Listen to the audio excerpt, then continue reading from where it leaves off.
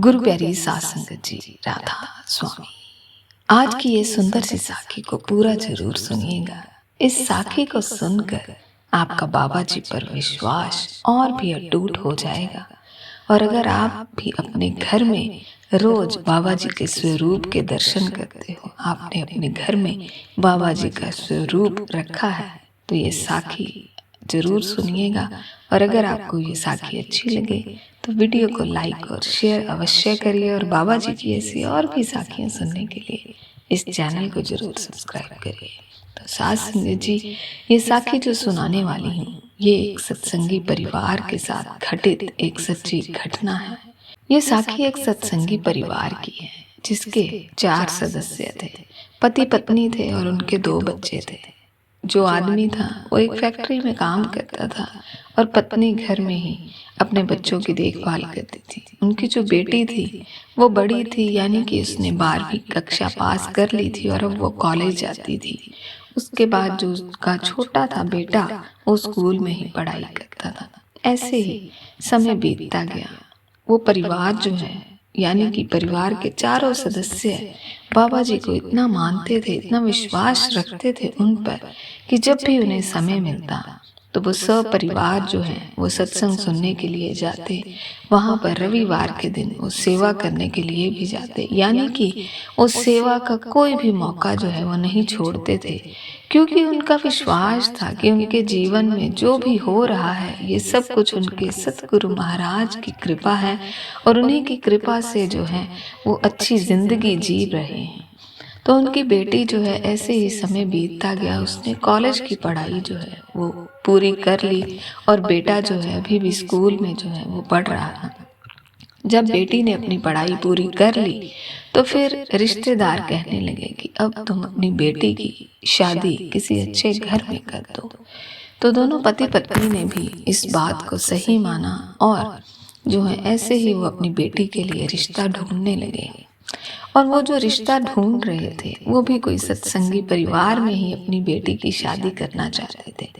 पहले तो उन्हें काफ़ी जो है रिश्ते देखने पड़े, लेकिन उन्हें कोई भी लड़का जो है वो पसंद नहीं आया, क्योंकि आजकल अच्छे लड़के मिल पाना बहुत ही मुश्किल काम है।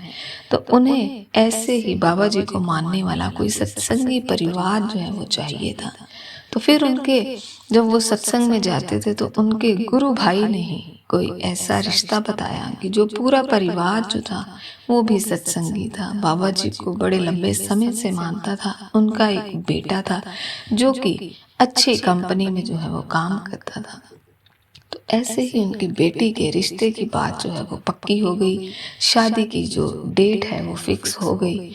तो उनका बेटी का जो पिता है वो फिर धीरे धीरे अपनी बेटी की शादी के लिए जो है वो सामान इकट्ठा करना शुरू कर देते हैं, क्योंकि जब आप सभी जानते हैं कि शादी करने के लिए बहुत से जो है सामान की ज़रूरत होती है, कई महीने तैयारियों में लग जाते हैं। तो ऐसे ही वो पति पत्नी धीरे धीरे थोड़ा थोड़ा सामान जो है वो खरीदने लगे और अपनी बेटी की शादी के लिए इकट्ठा करने लगे। वो दोनों पति पत्नी अपनी बेटी की शादी जो है वो बड़े अच्छे ढंग से करना चाहते थे। अपनी बेटी के लिए उन्होंने सोने के जो हैं वो गहने भी बनवाए, अच्छे उन्होंने जो है कपड़े भी तैयार करवाए। उसके बाद जब थोड़े दिन रह गए तो उन्होंने कार्ड बांटना जो है अपनी बेटी की शादी के लिए शुरू करना था। लेकिन सबसे पहला कार्ड जो है वो बेटी चाहती थी कि वो डेरे में बाबा जी के जाए, तो इसीलिए जो है सबसे पहला कार्ड उन्होंने बाबा जी के नाम का निकाला।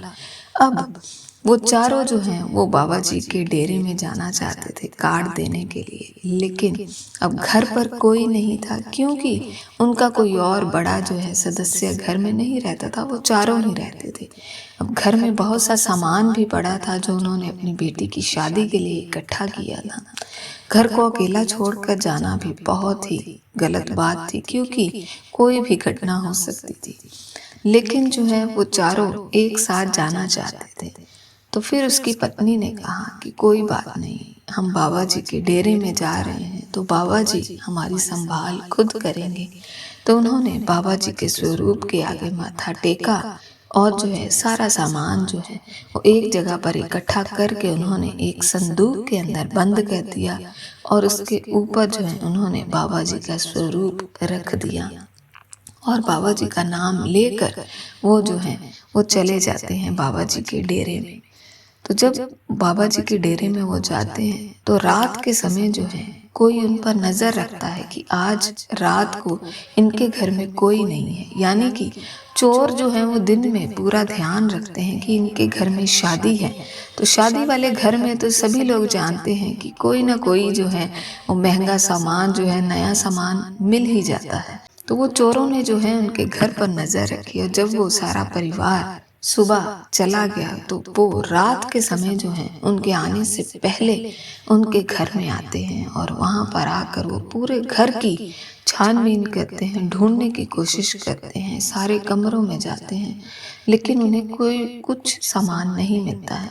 फिर उनकी नज़र उसी संदूक पर पड़ती है जिसके अंदर वो अपना सारा कीमती सामान डाल कर गए होते हैं। तो चोर जो है उस संदूक को देखकर खुश हो जाते हैं। फिर वो एक चोर जो है संदूक को खोलने की कोशिश करता है, लेकिन उसे अचानक से इतना जोर से झटका लगता है कि वो पीछे गिर जाता है। वो बड़ा हैरान होता है कि मैंने हाथ लगाया तो मुझे झटका कैसे लगा। फिर वो दूसरे चोर को कहता है, वो भी जब उसे खोलने की कोशिश करता है तो उसे भी बड़े जोर से झटका लगता है। अब दोनों चोर सोच में पड़ जाते हैं कि इस संदूक को हम कैसे खोलें। फिर वो एक डंडा लाते हैं, एक मोटा सा डंडा लाते हैं और जोर से उस संदूक के ताले के ऊपर मारना शुरू करते हैं, लेकिन वो मार मार कर थक जाते हैं, लेकिन वो ताले को तोड़ नहीं पाते हैं। उसी संदूक के ऊपर ही बाबा जी का स्वरूप पड़ा था। फिर एक चोर जो है बाबा जी का स्वरूप पकड़कर साइड पर करने की कोशिश करता है तो वो उनके स्वरूप को हिला भी नहीं पाता, मानो वो उनका स्वरूप बाबा जी की फोटो उस संदूक के ऊपर ऐसे चिपक गई हो जैसे उसके साथ ही बनी हो। वो दोनों चोर बड़ी कोशिश करते हैं लेकिन बाबा जी के स्वरूप को हिला नहीं पाते। ऐसे ही वो थक हार कर 2 घंटे वो कोशिश करते रहते हैं, लेकिन थक हार कर बैठ जाते हैं और वहाँ से चले जाते हैं।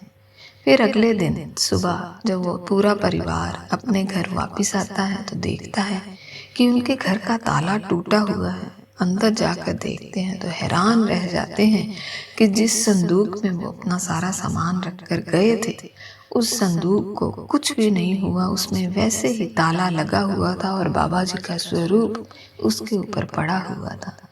तो वो चारों सदस्य घर के परिवार वाले हाथ जोड़कर बाबा जी का धन्यवाद करते हैं कि बाबा जी ने कैसे उनके घर की रखवाली की और उनका कीमती सामान चोरी होने से बचा लिया।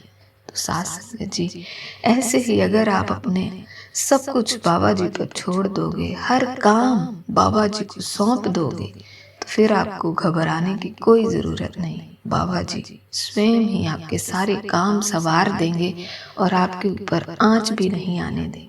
तो साथ संगत जी, आप भी काम करने से पहले अपना काम बाबा जी पर सौंप दो, उस परमात्मा पर सौंप दो कि अब सारे काम आपको ही करने हैं, हम कुछ नहीं कर सकते। तो बाबा जी स्वयं आपके सारे काम पूर्ण करेंगे और हमेशा आपके विश्वास को बनाए रखेंगे, कभी भी टूटने नहीं देंगे। तो साथ संगत जी, साखी अगर आपको अच्छी लगी हो तो वीडियो को लाइक और शेयर अवश्य करिएगा। राधा स्वामी।